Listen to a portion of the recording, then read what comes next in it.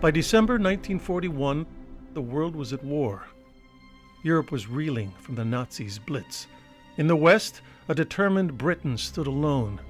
Meanwhile, Imperial Japanese armies marched through China. Great nations and civilized peoples were enveloped by a new, terrible sort of war. To the young sailors, soldiers, and Marines stationed at the U.S. Naval Base at Pearl Harbor, it all seemed a million miles away. Despite rising tensions with Japan, the small Hawaiian outpost remained a peaceful paradise. May or June, probably, of 1941, we went on a full alert because everybody was saying we were going to go to war with Japan immediately, and we would be on an alert for a week or two, and then it'd die down. But it got to the point that it was kind of like that boy hollered wolf. And we said, if we ever get in a war with Japan, we'll wipe them out in 3 months. But how mistaken they were. The Japanese had great equipment. They used it well. They were a formidable enemy. The first Saturday of the month, freshly paid sailors with cash to spend hit the shore for a night on the town. Some were just rolling in as the sun rose the next morning, Sunday, December 7th. Aboard the USS Nevada, the band played Morning Colors as the Stars and Stripes was raised, and a giant wave of planes appeared off in the distance. It was 7:48 a.m. A little bit uneasy. Crewmen have that sense.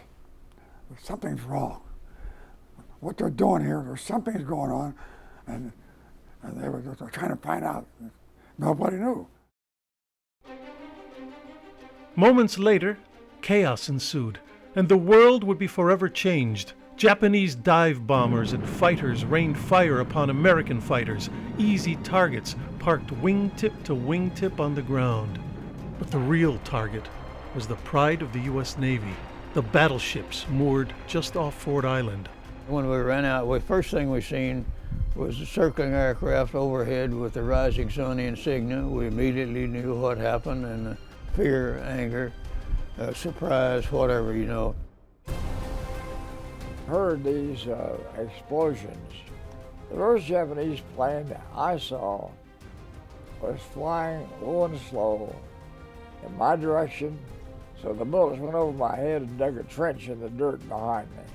I could almost see the color of his eyes, he was so close. Immediately, the USS Oklahoma was hit by 3 torpedoes and began to capsize. The California was hit by 2 bombs and torpedoes, while the captain of the USS West Virginia was mortally wounded by a bomb that hit the nearby Tennessee. First hit, I thought somebody ran into us. But there's a lot of, it wasn't that kind of a hit. It wasn't a collision hit. It was a sharp, and we turned our head, and just about 30 seconds, the next one hit. Then I know it. I'd say we was a good 2 miles away over there.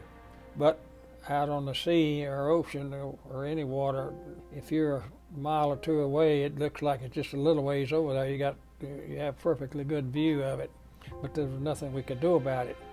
We got all the ships were given orders, all the commanders were given orders, if anything happened, to get their ships out of that harbor. At 8:06 a.m., a bomb crashed through the forward deck of the USS Arizona. Nearly 1,200 men aboard the Arizona would be killed in the blast. Yet amid the shock and destruction, the Americans rallied and heroes began to emerge. There's a lot of heroic things took place that day. One of the aircraft seen us, circled, strafed the ditch, hit the dirt piled up beside the ditch, missing us for probably 3 feet. My most vivid memory is, God, please don't let me die in this ditch. Now my ship was hit with 9 torpedoes. Everything above the waterline was on fire. So I borrowed a fire hose from the Tennessee, and tried to beat the flames back so they wouldn't hit this topside ammunition. 2 minutes later, another explosion hit up there, and I was blown in the face. Took me to the doctor of the hospital, patched it up. He said, "Do you want to stay here?" I said, "Hell no. I want to get back to my ship. That's my home." Sailors and all of that, they didn't have to be told what to do. They could see what needed to be done, and they did it. This officer come up and says, "There's a possibility we could lose to West Virginia. We need help." I said, "I'll volunteer." You know, young and dumb. And he said, "You don't have to because you're already wounded." I said, "That's my home." 2 waves of attacks over 90 minutes had left Pearl Harbor smoldering. Yet, the destruction was not total.